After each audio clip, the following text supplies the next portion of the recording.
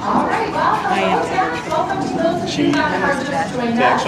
If you have just joined us or just maybe now hearing this announcement for the very first time, head on over to the entrance to African Elephant Crossing as we are just a few moments away from crossing elephants from one part of their habitat to the other. Now, these are keepers that are going to join us here in just a second. They're the ones that are going to be working with the herd. Very excited. I'm not quite sure who we're going to be crossing this morning. We'll know for sure when they come out. But I'm going to be on the microphone the entire time sharing lots of information about our elephants, care for our elephants, acting as a narrator explaining what you are seeing or hearing. Now, before we get started, I have a couple questions. Is this anybody's very first crossing? Has anybody never seen a crossing before? Lots of hands. Well, welcome for those of you that have never seen one, and obviously welcome back for those of you that have. Have you guys seen right? We're here, and I love elephants. I love talking about elephants. But I do think this is one of the coolest things that our zoo has to offer. Now, if you missed it before, this is a training demonstration where we are going to be crossing elephants underneath this red area right behind me. And speaking of our keepers, they are here. So we're going to go ahead and get started by getting these gates lowered down. As soon as the gates come down, you can feel free to walk right up to them if you like. I am going to ask those of you that are right up front, they do not hang on the gates or lean on them. They're not really meant to support a lot of weight. Just give a little barrier between people and elephants. And certainly we don't want anybody going underneath it either. We did cross it. A little fiber.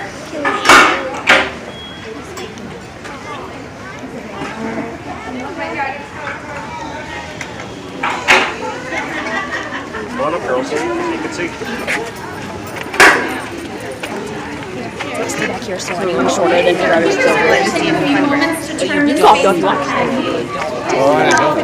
space, and then they're going to head over and start working with our herd.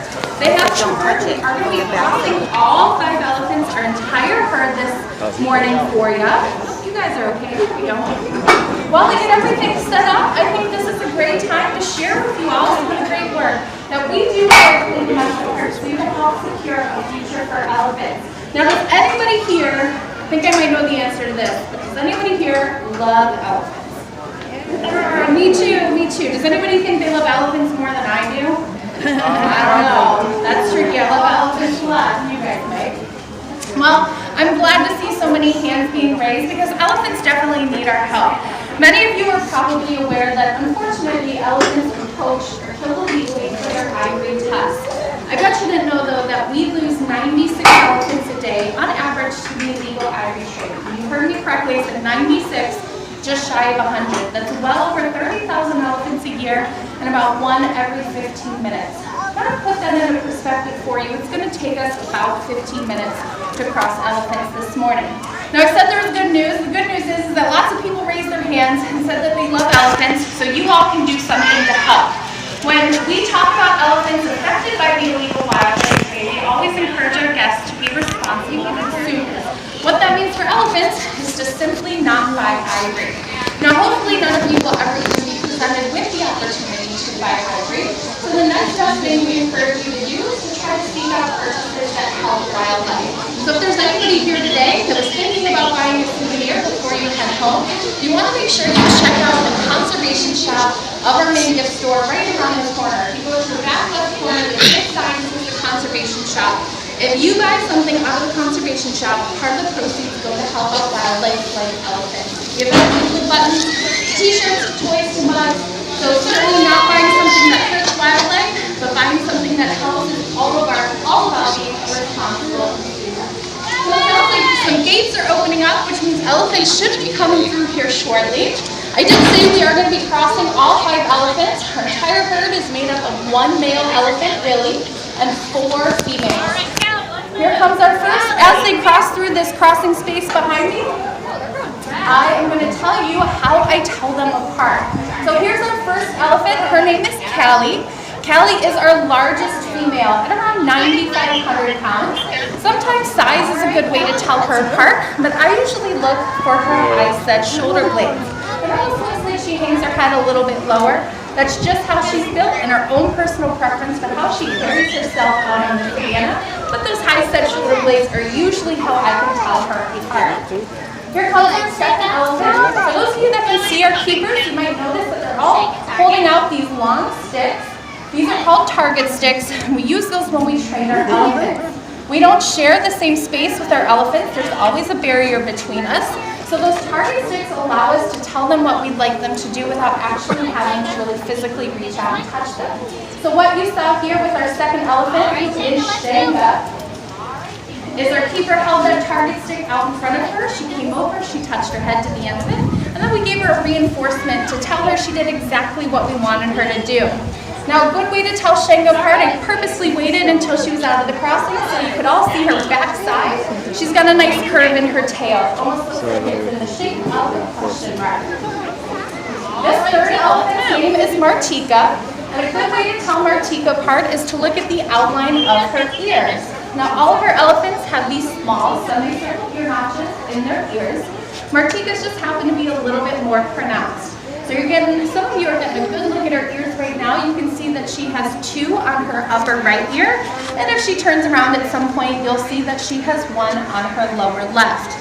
Now the skin on her ears is thin, and as elephants age, they do see some natural wear and tear over time. So those ear notches happen naturally, and some just happen to be a little bit more pronounced than others. And that's a good way to tell Martika apart. So we've got 2 more elephants to go. We've got our biggest elephant, Billy, and our smallest elephant, Moshi.